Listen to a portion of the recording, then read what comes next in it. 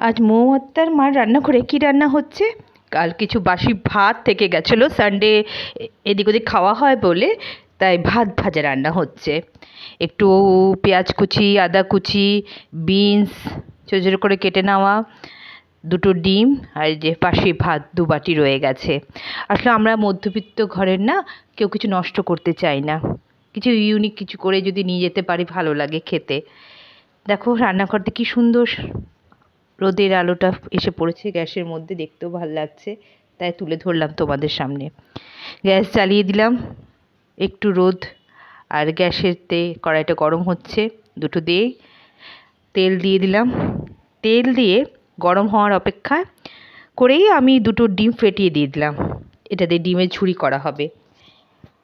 একটু সামান্য নুন দিয়ে দিলাম ডিমের ঝুড়িতে, নুন দিয়ে আর সামান্য একটু গরম এটাতে গোলমরিচের গুঁড়োও দেবো, যাতে একটু সামান্য ঝাল ঝাল হয়।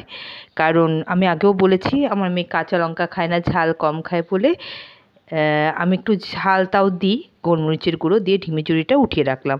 আবার কড়াই বসে দিলাম, তার মধ্যে তেল দিয়ে দেব, সামান্য তেল দিয়ে রান্নাটা আজকে করে দেখাবো। তেল দিয়ে তার মধ্যে আমি পরিমাণ মতো এখানে সাদা গোটা জিরেটা দেব, একটু বেশি করেই দেব, কারণ এর স্মেলে ভাতটা খেতে খুব দারুণ লাগে। এই জন্য এটা ফোড়ন ভালো মতো হওয়া পর্যন্ত অপেক্ষা করব, তারপর আদা কুচি দিয়ে দেব। আদা কুচি দিয়ে যখন কাঁচা গন্ধটা ভালো করে চলে যাবে, আদাটা একটু ভাজা ভাজা হয়ে যাবে, তখন আমি এতে কিছু রসুন কুচি দেব।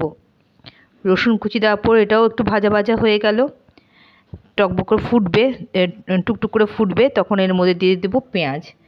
পেঁয়াজ দিয়ে ভালো মতো আমি এক্ষেত্রে নাড়াচাড়া করে নেব। পেঁয়াজটা যাতে একটু লাল লাল হয়ে যায়, তাই সামান্য এর মধ্যে চিনি দিয়ে দেব। চিনি দেওয়ার পরে আবার নাড়াচাড়া করলাম, পেঁয়াজটা লাল লাল হয়ে গেল। তারপর এর মধ্যে আমি বিনস যে কেটে রেখেছিলাম ছোটো ছোটো করে দিয়ে দিলাম। দিয়ে দেওয়ার পরে একটু গাজর কুচিও করে রেখেছিলাম, সেটাও দিয়ে দিলাম। দিয়ে দুটো ভালো করে আমি মিক্সড করব সবগুলো একসাথে, যাতে সবগুলো ভালো করে ভাজা ভাজা হয়ে যায়। নাড়তে থাকলাম, ভাজা ভাজা করার অপেক্ষায় রইলাম। এর মধ্যে কিন্তু সামান্য আমি নুন দিয়ে দেব, নুনটা একটু বুঝে শুনে দিতে হবে। আচ্ছা, এর মধ্যে একটু আমি সয়া সসও ব্যবহার করে নিচ্ছি। হ্যাঁ, সয়া সসটা দিলে একটু টকটকও হয়, কালারটাও সুন্দর আসে, ভালো থাকে। আর এটা যেহেতু টিফিনে নিয়ে যাব অফিসে, তাই না, জিনিসটা ভালো থাকে, খারাপ হয় না, এতে ভিনিগারও থাকে।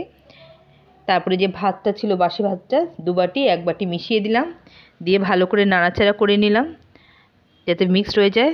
দেন যখন ভালো করে নাড়াচাড়া হয়ে মিশে গেল, আরেক বাটি ভাত আমার রেডি রয়েছে, সেটাও আমি দিয়ে দিলাম। দিয়ে ভালো করে নাড়াচাড়া করব। তেল কিন্তু সে সামান্যই আমি দিয়ে রেখেছি, বেশি তেল দিইনি। আচ্ছা, এরপর ভালো করে সব কিছু নেড়ে চেড়ে এর মধ্যে সামান্য নুন, ডিমের ঝুড়িতেও নুন ছিল, সবজি ভেজেছিলাম তাতেও নুন ছিল, তাই নুনটা বুঝে শুনে দেবো। তারপর একটু গোলমরিচের গুঁড়ো আর ডিমের যে ঝুড়িটা করে রেখেছিলাম সেটা দিয়ে আমি মিক্সড করছি ভালো করে মিক্স করে ভাজা ভাজা করার জন্য আমি একটু কম আঁচে রেখে দিলাম। দেখো কি সুন্দর লাগছে দেখতে। এর মধ্যে কাজু কিশমিশও দেওয়া যায়, যত জিনিস দেবো তত ভালো, তাই না? দেখো কি সুন্দর লাগছে। লাস্টে যেহেতু আমি তেলটা কম দিয়েছি, সামান্য একটু বাটার দিয়ে দিলাম টেস্টের জন্য। খুব সুন্দর লাগছে দেখতে, খেতেও খুব টেস্টি হয়েছিল। একবার তোমরা এভাবে করে দেখবে। কারা কারা করো আমায় জানিও তো, আমি তো প্রায় করি এরকম, একটু বাদ বেঁচে গেলে আমার মেয়েও খেয়ে নেয় খুব সুন্দর করে। আর কারা কারা করো আমায় একটু জানাবে, এভাবে করে খেতে কাদের ভালো লাগে। আমার তো খুবই ভালো লাগে। আমার এই যে ভিডিওগুলো যদি তো আপনাদের পছন্দ হয়, তাহলে লাইক, শেয়ার, কমেন্ট অবশ্যই করবেন। আপনাদের ভালোবাসা থাকলে আমি অবশ্যই একদিন এগিয়ে যাচ্ছি, এগিয়ে যাব। থ্যাংক ইউ সো মাচ ভিডিওটা দেখার জন্য। বাই।